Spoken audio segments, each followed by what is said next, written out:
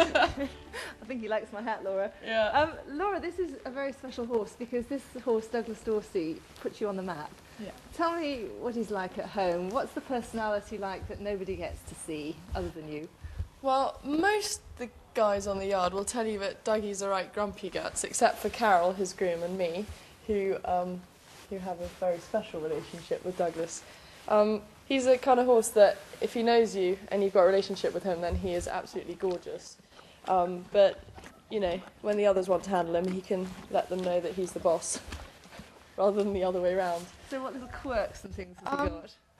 You know, he's a big horse. He knows he's strong, so he knows he can push people around. He's the kind of horse that you have to ask and make him think it's his idea rather than tell what to do. But, I mean, he's such a great and very, very loyal character. I can do anything with him. All sorts of things that you shouldn't do, like riding him bareback, and I can let him loose and he'll follow me everywhere without head collar and lead rope. You know, he's a real buddy. Aren't you? So how does he cope with your other horse now being more in the limelight, Alf? He will hear nothing of it. He's very jealous. And because he's got the stable closest to the school, he always watching when I'm in there.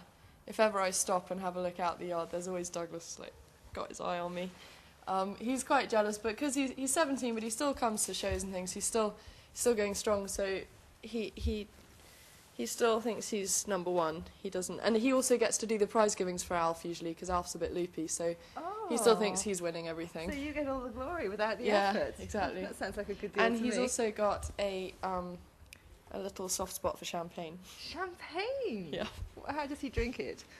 Well, we discovered this at Aachen when he did very well, and I don't like champagne, and we were celebrating in the yard with everyone, and he was begging, and I wanted to show him that he won't like it, so I poured some in my hand and let him lick it off to prove to him he wouldn't like it, and then he was begging for more and more and more.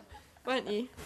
Yes, I know. I think he's Mummy's boy. Yeah, he is. Oh, well, I think we shall have to leave Douglas and go and talk to his rival. Much to Douglas's disgust. Thank you, Douglas. Laura, this is the rising star of the moment, Mistral Hojris, otherwise known as Alf, and he looks a very larger-than-life personality. Tell us the story about Alf that we wouldn't otherwise know. What's he really like? He's actually very different to Douglas. Like, Douglas is a very confident, outward-going horse. Alf, as you can see, is a lot more. He's a BFG, really. He's scared of everything. Most of the time, he'd like to jump in my arms, I think, or come to bed and cuddle rather than see all the scary things he has to face. He's got a lot better. He's the kind of horse that once he sort of knows something and trusts you, he'll deal with it. But you have to give him his time to get used to things. He's a very, very sharp character, which is probably what makes him have that edge. You know, a lot of the top dressage horses, they're sort of somewhere between slightly nuts and genius.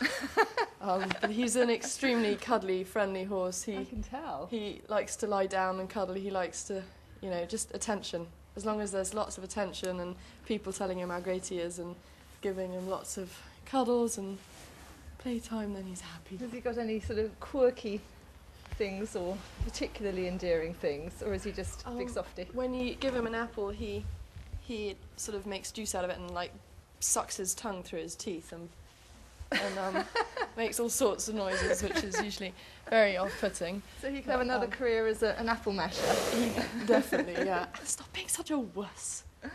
He's gorgeous. But the good thing about him is now, recently, once he's in the arena, despite what's going on around, he's quite focused. So a lot of situations where I thought there is no way he's going to deal with that, actually, he's gone in and done his thing. I saw you at Olympia, and he was extraordinary. You were both completely extraordinary where you got that GB record. And I thought he held himself together so incredibly well, and it was only after the final holds and the clapping that he really sort of exploded. Yeah. But you could tell he was really trying hard. Yeah, he does. He gives his heart and soul, and, you know, the only times he makes mistakes generally are when he's trying too hard. He's the kind of horse that just wants to do everything perfect for you. Yeah. But he had an accident recently, and he's recuperating. Hopefully, he'll be right for the Olympics. Yeah, definitely. I let him loose in the school, and he had a clumsy moment and fell over when he was getting up from a roll, and he pulled two muscles and put his back out. But he's trotting and cantering again now, and he's I'm starting my interval training to get him fit again, so I'll be competing by a really April. scary moment for you. Absolutely terrifying, because it looked a lot worse than it really was until we had the scanners on him and everything. It just looked horrendous, and I just thought, this is it. But also, you've got a vet in Germany, so you had to wait for the German vet to come over, did you? Yeah, I mean, John McEwen, our team vet, came straight here, but we got the vets in Germany they have these big, great scanners that they can bring over, so they brought them over. And it was all terrifying 24 hours, but once we knew that it wasn't so bad, it settled down. Well, you We're on have the way. two of the best ever horse heroes, and we're so pleased that you let us meet them. Absolutely. Thank you very much, Laura. Thank you. And Alf. Ooh.